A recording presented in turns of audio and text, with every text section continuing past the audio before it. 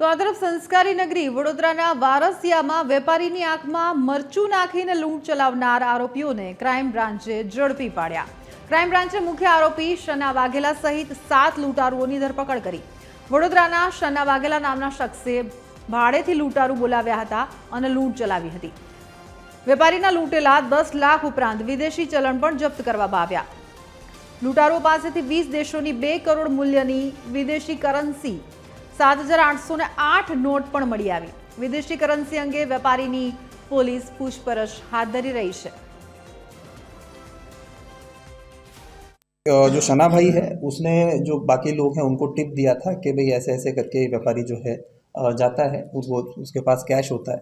तो उसके कहने पे जो है इन्होंने ये पूरा जो है कॉन्स्पिरेसी जो षड्यंत्र है वो रचा इन्होंने। और अभी पहले क्या ऐसा किया हुआ है और कोई इस तरीके की घटना को अंजाम दिया गया है, उस एंगल पर भी तपास जारी है। फिलहाल अभी ऐसा कोई सामने नहीं आया है।